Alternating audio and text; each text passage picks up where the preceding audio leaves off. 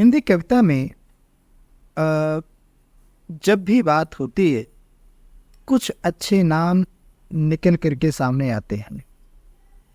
हिंदी कविता में भी जब मैं बात हिमाचल प्रदेश की कविता की बात करूं तो वहाँ निसंदेह बहुत ज़्यादा कवि नहीं हैं, लेकिन जितने भी हैं वे अस्थाई महत्व की कविताएं लिखते हैं, इसमें भी कोई दो राय नहीं है।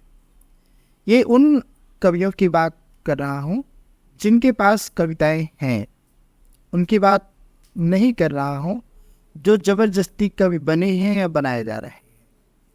यह भी एक सच है कि हिमाचल प्रदेश के कवियों का प्रकाश में आना थोड़ा मुश्किल रहा है। इसके पीछे एक दो नामों की राजनीति आप देख सकते हैं, और जैसा कि हर जगह पाया जाता है कि जो बड़े हैं वे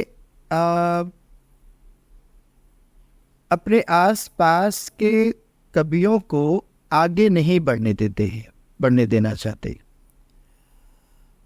उनकी नज़र में अगर अन्य छोटे परिदृश्य पर बने रहेंगे तो उन्हें कहीं ना कहीं फायदा होता रहेगा। इसका तिलिस्म पिछले 2-3-4 सालों से टूटा है। हिमाचल प्रदेश की कविता को लेकर के हैं तो निसंदेह टूटा है। एक कवि मेरे विचार में आते हैं जो इन दिनों सक्रिय भी हैं अच्छे से कविता को लेकर के। आज उनका जन्मदिन भी है। नाम आप जानते हैं, नवनीत शर्मा। तो नवनीत शर्मा जी एक अच्छे कवि हैं, विशेष कवि हैं हिमाचल प्रदेश के। उनकी कविताओं में आप देखेंगे तो लोक जीवन बहुत गहरे विन्यस्त हुआ है, बहुत अच्छाई से उभर करके हमारे सामने आया है।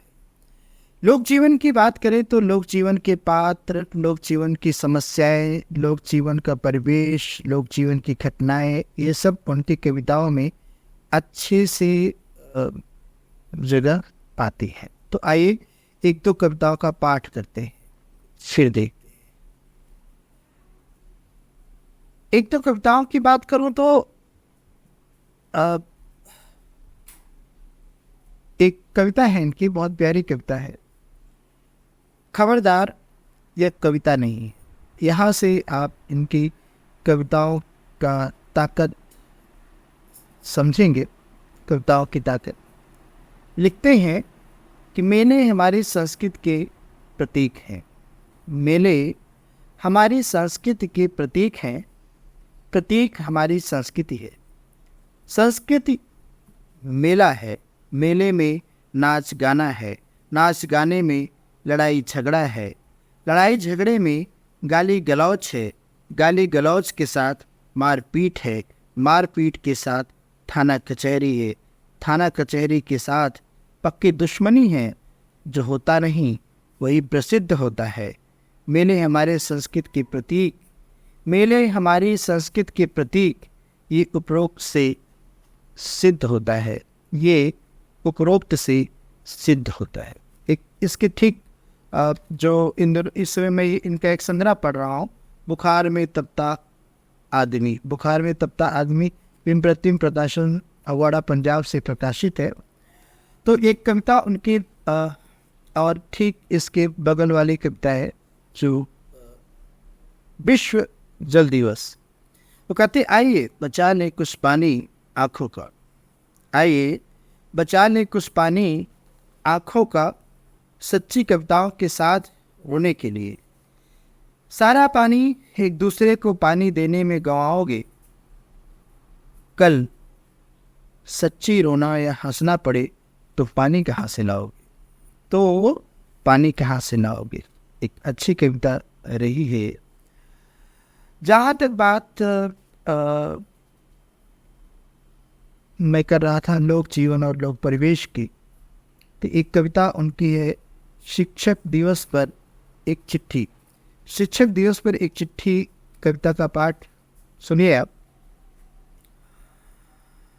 प्रियवर, मैं ठीक हूँ, दवा लेता हूँ, नींद नहीं आती रात को अक्सर।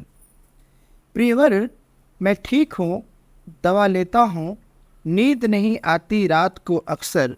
इधर पार्क है बगल में, वहीं बैठ जाता हूँ। कल एक व्यक्ति अपनी बच्ची को लेकर घूमने आया था। बच्ची रो रही थी, उसे बहला रहा था। जैसे ही उसने कहा रो मत, देख सामने डॉक्टर राधा कृष्णन खड़े हैं, बहुत बड़े अध्यापक थे, पता है क्या हुआ? और जोर से रोने लगी बच्ची। कहने लगी मुझे इनसे बात नहीं करनी, कहीं यह मेरे सिर के बाल तो नहीं नोच लेंगे, कहीं यह मेरे सिर के बाल तो नहीं नोच लेंगे। पार्क में थे और बच्चे भी, पार्क में थे और बच्चे भी। किसी की टांग पर साजिश थी। कोई गुड़िया वह सब याद नहीं करना चाहती थी जो उसके साथ क्लासरूम में तब हुआ जब वह अकेली थी। सच कहूँ मैं सो नहीं पाता, सच कहूँ मैं सो नहीं पाता हूँ। मत मनाओ अध्यापक दिवस, इंसान दिवस मनाओ। अध्यापन दिवस मनाओ, हर रोज मनाओ, हर क्षण मनाओ। ताज़ा समाचार यह है कि मैंने पगड़ी पहनना बंद कर दिया है। ताज़ा समाचार यह है कि मैंने पगड़ी पहनना बंद कर दिया है। अजब हुई बात, मैं जितना धोऊं, कुछ वर्षों से कुछ लोगों ने ऐसी कालिख मली कि सफ़ेद नहीं हो पाती पगड़ी, बस छींचती जाती है। कि सफ़ेद नहीं हो पाती पगड़ी, बस छींचती जाती है। अभी कुछ देर में स्टीफन हॉकिंग आ रहे हैं, चाय पर बुलाया है। बाकी बाद में तुम्हारा ही सर्वपल्ली राधाकृष्णन, तुम्हारा ही सर्वपल्ली राधाकृष्णन। अब आप देख सकते हैं कि इनकी कविताओं में किस तरीके से लोक जीवन और उसकी समस्याएं उभर करके सामने आई हैं और निरंतर आ रही हैं। एक और बहुत प्यारी कविता है नवनीत शर्मा की, दुर्गेश को चिट्ठी। दुर्गेश को चिट्ठी जिस तरीके से भेजी जाती है उसी तरीके से भेजी जा रही है, लेकिन वह काव्यात्मक है और उस काव्यात्मकता में उसके परिवेश से लेकर के राजनीति से लेकर के यथार्थ स्थित तक को बड़ी खूबसूरती के साथ बयान किया गया है। तो ये कविता सुनिए। जवानी के एक और साल में दाखिल होने पर बधाई। दुर्गेश को चिट्ठी है कविता। जवानी के एक और साल में दाखिल होने पर बधाई। अभी मनसुखे को सूखना नहीं, अभी मनसुखे को सूखना नहीं है। अभी गाने हैं मच्छयान के जंगलों के मोरों ने गीत। अभी दुर्गेश ने जीतने हैं दुर्ग। अभी नेरटी के रास्ते को और पता चलता है तुम्हारे पदचिन्हों का। अभी और बोझ से उकेरे जाएंगे राज मंदिर से विश्व तक के रास्ते पर तुम्हारे पैरों के निशान। मैं जीवन के बाद जीवन के रास्ते पर धीरे धीरे मंजिल हो रहा हूँ। मैं जीवन के बाद जीवन के रास्ते पर धीरे धीरे मंजिल हो रहा हूँ। यही होता है घातक, तुम मंजिल होने से बचना। मंजिल होना रास्तों के रास्ते बंद करना है, यही होता है घातक। तुम मंजिल होने से बचना, मंजिल होना रास्तों के रास्ते बंद करना है। जियो खूब जियो। अभी गूंजना है कहारों का दर्द भूपेन दा की आवाज में। हैया न हैया न हैया न हैया। अभी गूंजना है कहारों का दर्द भूपेन दा की आवाज में। हैया न हैया न हैया न। यही टेक जीवन का संगीत है। दूसरा अंश इसका। नेरटी नरेश पेड़ पर क्या रहता मैं। नेरटी नरेश पेड़ पर क्या रहता मैं है। पेड़ उगाए थे ज़हन में, मिट्टी में मिल गई मिट्टी और कदम सीरिया के तट पर पड़े बच्चे के पैरों की तरह निश्चेष्ट। है। इधर भाजपा हार गई, मध्य प्रदेश, राजस्थान और छत्तीसगढ़ कांग्रेस जीत गई भी कह सकते हैं। है मैं परसों सैर पर निकला, एक पागल मिला रास्ते में। है प्रेतों का भी अगला सिरा है कोई, लोगों ने उसका नाम लोकतंत्र रखा है। कभी वह शव में बदल जाता है। कुचलती रहती तेज रफ्तार गाड़ियां, अगली सुबह फिर साबुत निकल आता है। शरीर पर जख्मों को लेकर आता है। इधर कहते हैं नसीर मैं डरा हुआ हूँ। नसीर कुछ गलत नहीं कहते, लेकिन सही बात गलत तो वक्त पर कहने का मतलब है। बात का गलत हो जाना, हाँ बात का गलत हो जाना है। कहते हैं नसीर डर लगता है। इधर क्या ए हिंदू मुस्लिम भाई का टेप मत सुनाना यार।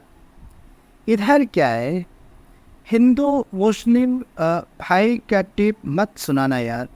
नसीर डरे भी तो किस मुल्क में, जहाँ उन पर कोई फसाद नहीं हुआ, उनके अभिनय पर सवाल नहीं उठा है। बच्चे थे तो इतवार को आती थी फिल्म। जिस दिन नसीर की फिल्म आई, समझो बंटाधार हो गया। नसीर होने के मायने तो बाद में समझ आए। मेरे जैसे उनके दीवानों ने यह नहीं पूछा मिर्ज़ा गालिब तुम थे कि और था। नसीर होने के मायने तो बाद में समझ आए। मेरे जैसे उनके दीवानों ने यह नहीं पूछा मिर्ज़ा गालिब तुम थे कि और था कोई। है गाय नहीं कहती कि उसके लिए किसी को काटो। गाय नहीं कहती कि उसके लिए किसी को काटो, लेकिन सबसे सहिष्णु हिंदू थे, उन्हें क्या हुआ? एक नसीर के बयान से डर गए। है नसीर ने किसी को नहीं डराया। वह तो बहुत संवेदनशील है, आतंकी तक की याचिका पर दस्तखत करते हैं। नसीर इनके बावजूद हमारे हैं। बता रहे हैं आंगन में कीलें पड़ी हैं, किसी को चोट न लगे, टाकिए को गोली मत मारी। दुख इस बात का है कि कांग्रेस ने भी जनेऊ पहन लिया। विरोध में थे तो सहमत कैसे? क्या यह उस पागल आदमी के लिए है जिसका नाम लोकतंत्र है? एक तीसरी आवाज़ होती थी, उसे मपलन ने घोट दिया। वाम तट पर सन्नाटा है, नारों का मुलम्मा अपने ही उतार रहे हैं। इधर साहित्य की वार्षिकी लिख रहे हैं लोग, बदल रहे हैं फोटो नामों के साथ। पेड़ों को जब मार दिया जाता है तो उसका एक रूप कागज़ ही है दोस्तों। है यह साल पेड़ों पर कितना भारी पड़ा, किसी साहित्यकार ने नहीं लिखा। यह साल पेड़ों पर कितना भारी पड़ा, किसी साहित्यकार ने नहीं लिखा। कुछ शॉल, टोपी, मोमेंटो पड़े हैं, समझा रहे हैं बस कर यारा।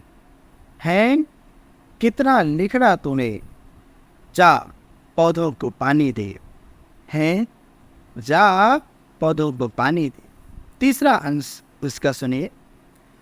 अंतस की यात्रा पर निकला था, जब अंदर से भर जाता हूँ, बाहर बहुत कम आता हूँ। जब भीतर खामोशी रहती है, बाहर आ जाता हूँ।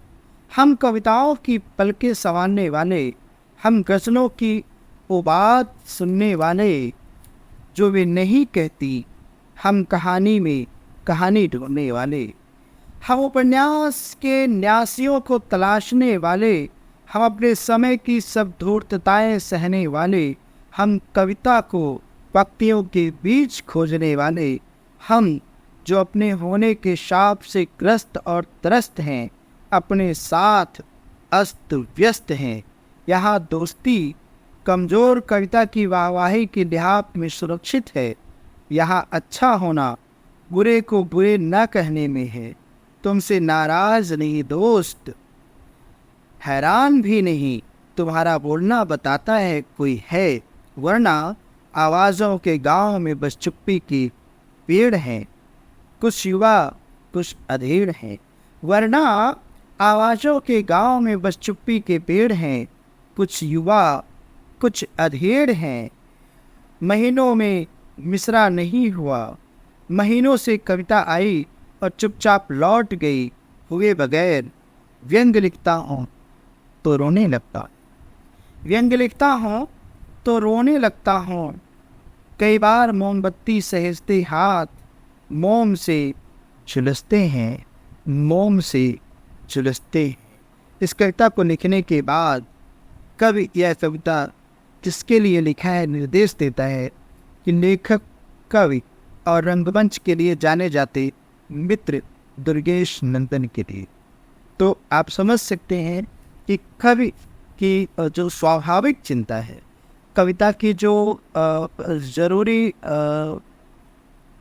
चिंताएँ हैं, उसको कहाँ से लिया जा रहा है। ये बात निश्चित तौर पर इस कविता को, विशेष करके ये जो दुर्गेश वो चिट्ठी वाली कविता है, इसको पढ़ने के बाद आप ये समझ सकते हैं कवि अपनी परिवेश को लेकर के कितना संजीदा है।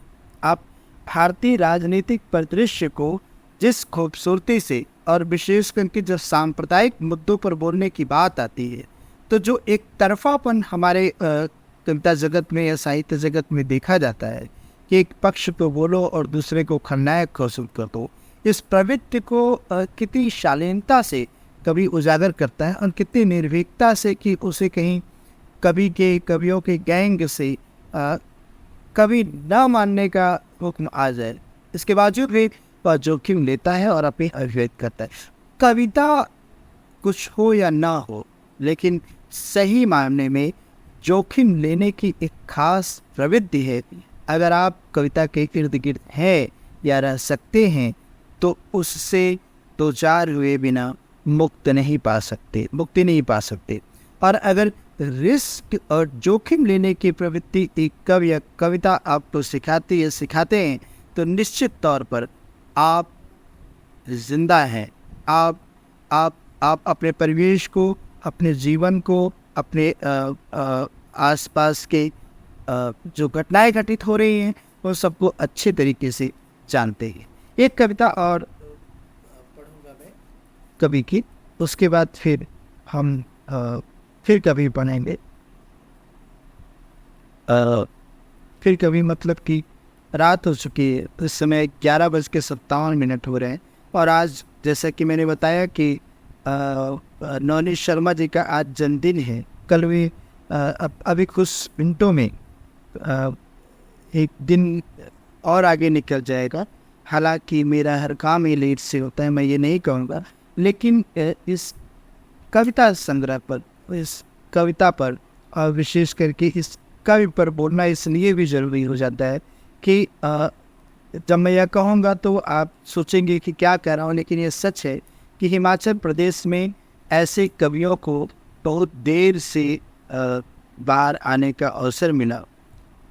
फिलहाल एक छोटी सी कविता देखिए। कविता में आदमी।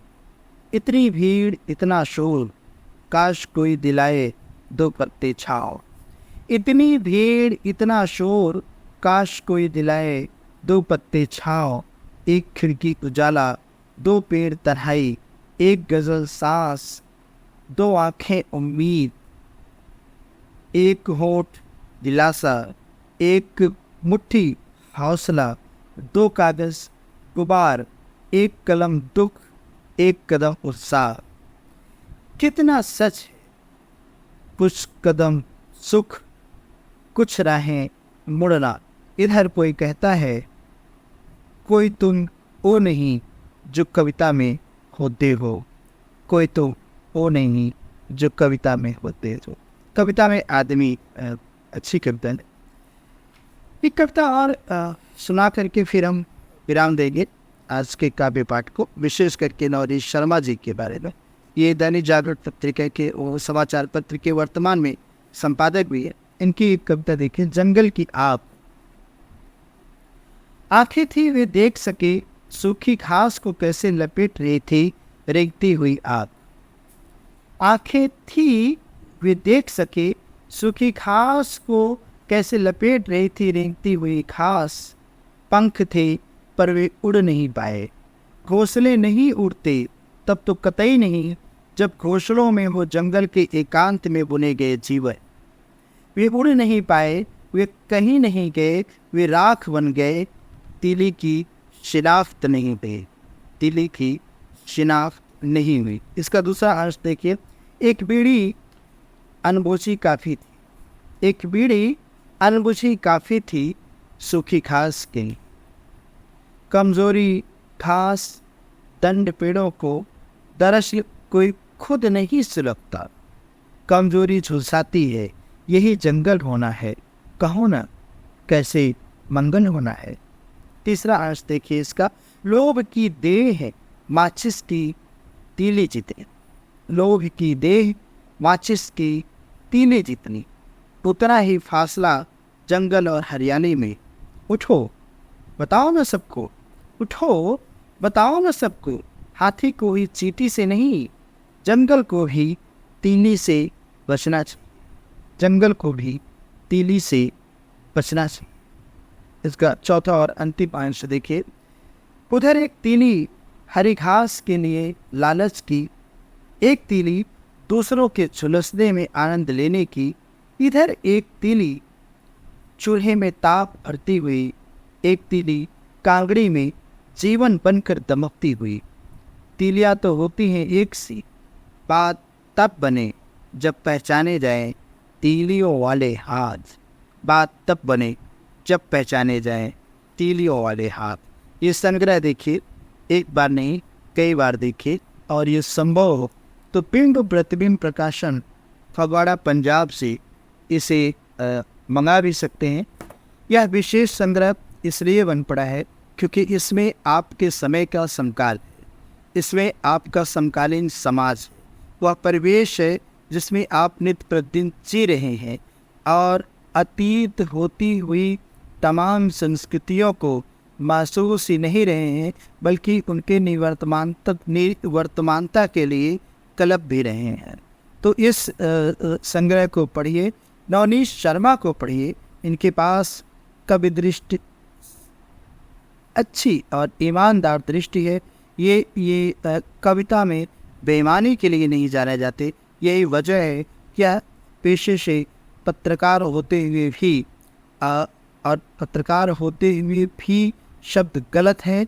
मैं इसको फिर से सुधार करके कहना चाहता हूँ कि यह एक जिम्मेदार पद पर आसीन होते हुए भी कविता के प्रति दीवानगी और साहित्य के प्रति अपना झुकाव, विशेषकर जब भाषाई मर्यादा और उसके प्रयोग की संतुलित प्रक्रिया की बात जब आती है तो हमें नवनीत शर्मा याद आते हैं। तो निसंदेह एक अच्छे कवि का जन्मदिन है आज, हम सब मनाएं। सिक्योरिटी सीटी देने लगा है, फिर हम लोग मिलते हैं फिर किसी दिन।